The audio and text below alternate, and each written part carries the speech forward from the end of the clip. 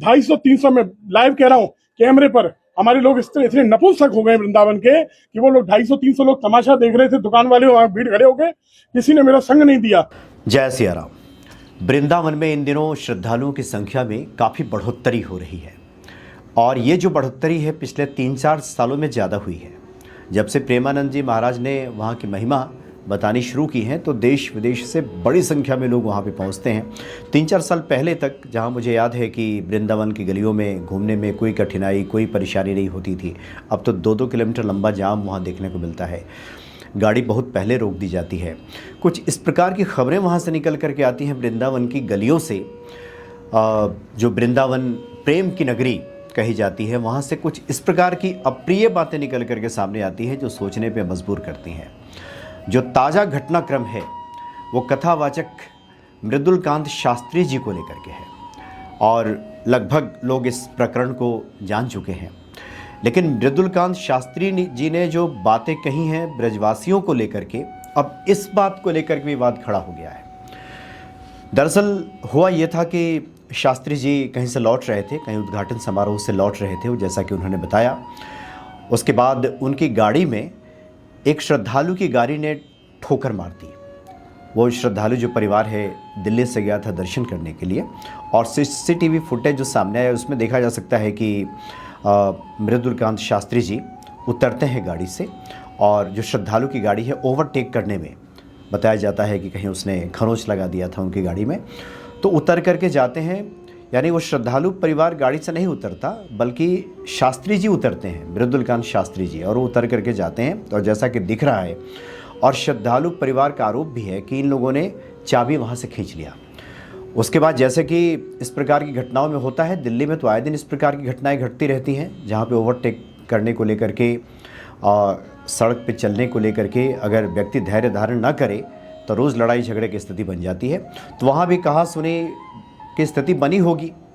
और उसके बाद शास्त्री जी सामने आए, उन्होंने कहा कि श्रद्धालु परिवार ने उनकी शिखा को खींचा, चोटी को खींचा, उनका कुर्ता फाड़ दिया, उनका माला तोड़ दिया, इस तरह के उन्होंने आरोप लगाए और चले गए उसके बाद थाने में। और वहाँ जो उन्होंने बातें कहीं, उन्होंने ये कहा कि जहाँ पे ये घटना घट रही थी वहाँ पे 200-250 ब्रजवासी थे और किसी ने भी इसका विरोध नहीं किया, इसलिए उन्होंने कह दिया कि अब मैं ब्रजवासियों के लिए कोई आवाज़ नहीं उठाऊंगा, ये सभी नपुंसक हैं। अब इसी बात को लेकर के जो व्यापार मंडल के अध्यक्ष हैं, बांके बिहारी व्यापार मंडल के अध्यक्ष शिवा प्रधान, उन्होंने कहा कि इस घटनाक्रम के लिए सभी ब्रजवासियों को नपुंसक कह देना एक कथावाचक द्वारा, ये कहाँ से शोभनीय कहा जा सकता है। एक तरफ तो आप कथाओं में कहते हैं कि किसी से अपेक्षा रखने की आवश्यकता नहीं होती, ईश्वर से अपेक्षा रखनी चाहिए, संसार की तरफ क्या देखना। अब आपका निजी झगड़ा सड़क पे हो रहा था, ये विधि व्यवस्था की बात थी। अब यहाँ पे आप क्षत्रियता की हवा दे करके कि सभी ब्रजवासी इकट्ठे हो जाते, सब लोग मिल करके मारते उस परिवार को, ये कहाँ से उचित कहा जा सकता है। और आपकी व्यक्तिगत लड़ाई में वहाँ के जो दुकानदार है वो शामिल नहीं हुए, तो इसलिए आपने पूरे ब्रजवासियों को नपुंसक कह दिया। ये बातें समझ से परे हैं। इसलिए कथाओं में जो बातें कही जाती हैं वो आचरण में भी दिखाई दे, वो जीवन में भी उतरे तो ये ज़्यादा अच्छा होता। हालांकि उन्होंने पहले क्या कहा है मृदुलकांत शास्त्री जी ने, ये सुन लेते हैं।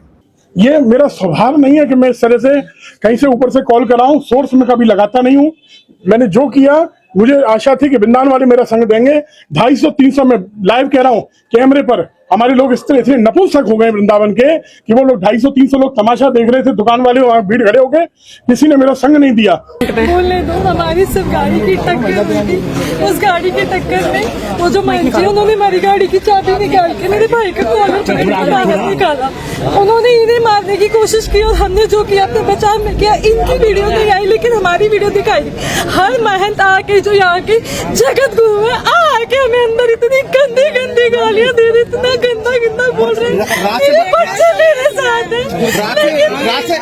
रात से इलीगल तरीके से ना बंद कर रखा है, ना खाना दिया गया। बच्चे देख लो, ये पूछो बच्चों से, बार-बार बच्चों को बोला बाबू कल रात से पुलिस स्टेशन में आओ।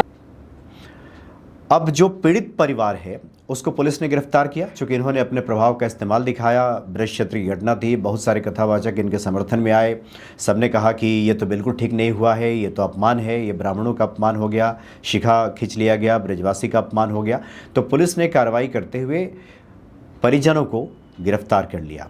उसके बाद लेकिन जो श्रद्धालु परिवार है, वो महिला कह रही है कि जब तक उनको थाने में रखा गया, जितने भी इनके समर्थन में संत खड़े हुए थे, वो जा रहे थे, भद्दी भद्दी गालियां सुना रहे थे, अभद्र टिप्पणियां कर रहे थे और इस प्रकार की बातें दिखाई दे रही थी। तो ये जो स्थिति बनती है, ये कहीं से भी ठीक नहीं कही जा सकती। एक तो ये कि ये रोड रेज की जो घटनाएं इस प्रकार से घटती हैं, ये कोई नई बात नहीं है भारत के लिए। दिल्ली के लोग इससे पहले से परिचित हैं, ये आए दिन की इस तरह की बातें होती हैं। तो ये विधि व्यवस्था का सवाल है, ना कि क्षत्रियता का, कि बाहर से कोई व्यक्ति गया हो और किसी से झगड़ा हो जाए जो ब्रज क्षेत्र का हो और क्षत्रियता की हवा दे करके और उस नाम पर फिर मार पिटाई लोगों ने क्यों नहीं किया। अगर सब लोगों ने नहीं किया तो हम ऐसे लोगों को हम नपुंसक कहेंगे, ये तो बिल्कुल ठीक नहीं कहा जा सकता। इसलिए जो हम विचार कथा पंडालों में मंच से व्यक्त करते हैं कि अपेक्षा किससे रखनी चाहिए, तो यहाँ भी इसका परिचय दिया जाता। और ये कहा जाता है कि संत का जो हृदय है वो नवनीत के समान है, मक्खन के समान है। लेकिन अगर इन सब बातों पे गौर करें, दोनों पक्षों के बयानों को सुने, तो इसमें तो कहीं दिखाई नहीं देता कि ये इस व्यवहार का या फिर इस भावना का कहीं भी परिचय दिया गया है।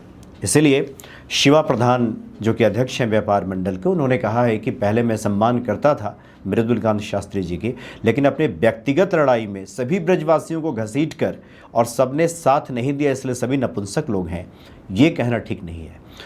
उनको अपने शब्द वापस लेने चाहिए। ये सवाल क्षत्रियता का नहीं है, ये सवाल विधि व्यवस्था का है और ये कहीं भी बात हो सकती है। और वो महिला तो कह भी रही है, जो श्रद्धालु महिला है, कि धमकियां तक दी गई। वहाँ पे कहा गया कि मॉब लिंचिंग में ये जो 4-5 लोग हैं सबको मार डाला जाएगा। और यही चाहते थे शास्त्री जी संभवतः, जिसमें वो कह रहे थे कि जो ब्रजवासी हैं, जो 200-250 लोग वहाँ पे खड़े थे, वो सामने क्यों नहीं आए। मतलब सब लोग आते, मिल के वहाँ मारना शुरू करते, मॉब लिंचिंग करते, मार डालते सबको।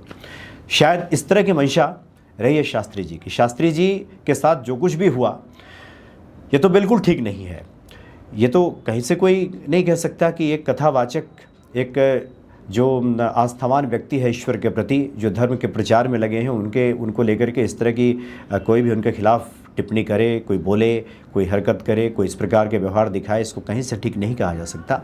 लेकिन शास्त्री जी ने भी जो बातें कही हैं, उस पर भी विचार करने की आवश्यकता है कि उनके शब्द, उनके भाव क्या उन बातों से मेल खाते हैं जो वो कथाओं में कहते हैं। इसलिए इस प्रकार की जो अप्रिय खबरें वृंदावन से देखने सुनने को मिलती हैं, तो जो भी श्रद्धालु हैं, जो भी भक्त हैं, जो भी सनातन प्रेमी हैं, उनको सोचने पे मजबूर कर देती है। इसलिए इस प्रकार की घटनाओं से बचना चाहिए। विधि व्यवस्था की बात को विधि व्यवस्था तक ही सीमित रहने देना चाहिए। इसको व्यक्तिगत लड़ाई, क्षत्रियता का लड़ाई का मुद्दा ये बिल्कुल नहीं बनाना चाहिए। नहीं तो फिर नुकसान तो आखिर जो सनातन प्रेमी है उन्हीं का होगा, नुकसान तो श्रद्धालुओं का ही होगा। आखिर जो परिवार गया था वहाँ दर्शन करने के लिए, वो तो दर्शन के लिए ही गया था। अब सड़क पे इस प्रकार के तैश की स्थिति बनी, दोनों ही पक्ष अगर तैश में आ जाए, तो यहाँ तो संत को ही चाहिए था कि वहाँ बड़प्पन दिखाते। पुलिस को बुला रही थी, जिस पुलिस की वो बात कह रहे हैं कि हमारे बहुत पहुँच है, हम चाहते तो इस्तेमाल करते, हम कोई कम ताकतवर नहीं है, तो पुलिस को इन्फॉर्म करते, पुलिस तो आ जाती। 100 नंबर पे आप डायल करेंगे, पुलिस तुरंत पहुँच जाएगी, वही निपटारा कर देगी।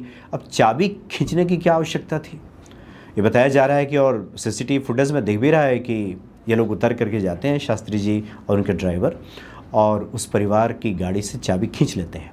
उसके बाद वो परिवार बाहर निकलता है, फिर तू मैं होती है, फिर मारपीट की स्थिति बन जाती है, और अब उसके बाद फिर रोने धोने का कार्यक्रम शुरू हो जाता है कि ब्रजवासी का अपमान हो गया, कथावाचक का अपमान हो गया।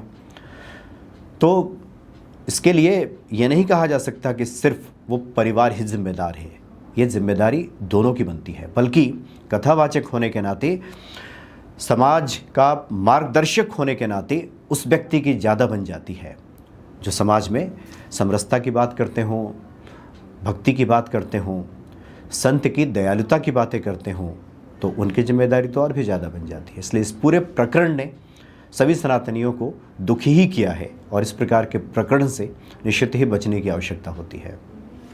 जय सिया राम।